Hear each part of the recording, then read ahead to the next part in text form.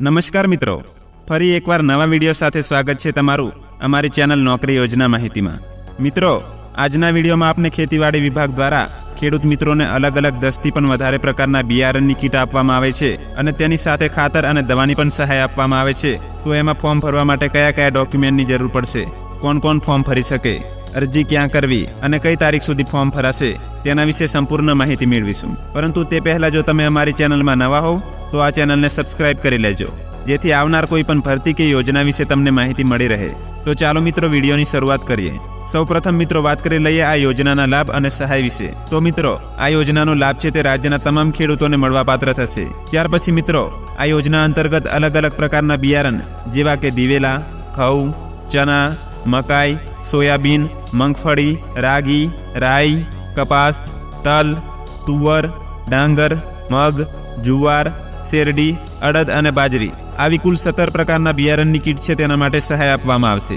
મિત્રો, આ બિયારણમાંથી તમને કોઈ પણ એક બિયારણ કીટ માટે સહાય આપવામાં આવશે અને બિયારણની સાથે ખાતર અને દવાની કીટ પણ આપવામાં આવશે। ત્યાર પછી મિત્રો વાત કરીએ મળવાપાત્ર સહાય વિશે કે કયા બિયારણમાં કેટલી સહાય મળશે। તો મિત્રો, અહીં ઘઉં, ડાંગર, ચના અને અડદના બિયારણ માટે પ્રતિ હેક્ટર દીઠ ₹9,000ની સહાય આપવામાં આવશે અને એક ખાતા દીઠ વધુમાં વધુ 2 હેક્ટર સુધી સહાય મળવાપાત્ર રહેશે, એટલે કે એક ખેડૂતને વધુમાં વધુ ₹18,000ની સહાય આપવામાં આવશે।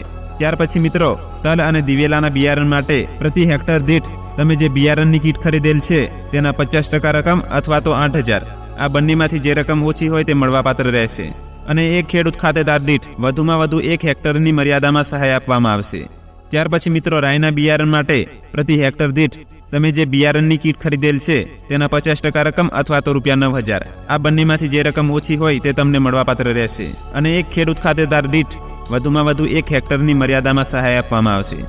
મિત્રો, આ યોજનાનો લાભ દર વર્ષે એકવાર મળવાપાત્ર રહેશે।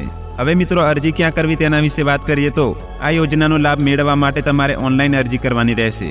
ઓનલાઈન અરજી આઈ ખેડૂતનું જે પોર્ટલ છે તેના પર જઈને કરવાની રહેશે। તમે તમારી જાતે પણ મોબાઈલ કે કમ્પ્યુટરમાં ઘરે બેઠા ફોર્મ ભરી શકો છો। જો તમને ફોર્મ ભરતા નથી ફાવતું તો તમારી ગ્રામ પંચાયતના જે વીસીઈ ઓપરેટર છે તેની પાસે જઈને તમે ફોર્મ ભરાવી શકો છો અને CSC સેન્ટર એટલે કે ઓનલાઈનની દુકાને જઈને પણ તમે ફોર્મ ભરાવી શકો છો। વર્ષ 2025-26 માટે અરજી કરવાની છેલ્લી તારીખ 31/12/2025 છે। 31/12/2025 પહેલાં તમારે અરજી ફોર્મ ભરી દેવાનું રહેશે। ઓનલાઈન ફોર્મ ભર્યા પછી તેની પ્રિન્ટ કાઢી તમારી પાસે જ રાખવી। જ્યારે તમારી અરજી મંજૂર થશે ત્યારે તમારા તાલુકામાંથી જે તે કર્મચારી દ્વારા અરજી ફોર્મની પ્રિન્ટ માંગવામાં આવે ત્યારે તેની સાથે કયા કયા ડોક્યુમેન્ટ આપવાના રહેશે તો કે અહીં સૌપ્રથમ SC કે ST કેટેગરીના ખેડૂતો માટે જાતિનું પ્રમાણપત્ર, ત્યાર પછી રેશન કાર્ડની નકલ, આધાર કાર્ડની નકલ, બેંક પાસબુકના પ્રથમ પાનાની નકલ છે, 7/12 અને 8 અના ઉતારાની નકલ આપવી। જો સંયુક્ત ખાતેદાર હોય તેવા કિસ્સામાં અન્ય ખેડૂતોનું સંમતિપત્રક પણ જોડવાનું રહેશે અને જો ઉમેદવાર દિવ્યાંગ હોય તો તે અંગેનું પ્રમાણપત્ર પણ આપવાનું રહેશે। તો મિત્રો, આટલા ડોક્યુમેન્ટ છે તે અરજી પ્રિન્ટની સાથે જોડીને આપવાના રહેશે। આવી રીતે મિત્રો, ખેતીવાડી વિભાગની એક અગત્યની યોજના કહી શકાય કે જેના દ્વારા અલગ અલગ 17 પ્રકારના બિયારણની કીટ માટે સહાય આપવામાં આવે છે। મિત્રો, કોઈ મૂંઝવણ હોય તો કમેન્ટ બોક્સમાં જણાવી શકો છો અને વિડીયો ઉપયોગી લાગ્યો હોય તો વિડીયોને લાઇક કરજો અને તમારા મિત્રો સાથે શેર કરજો। ફરી મળીશું એક નવા વિડીયોમાં।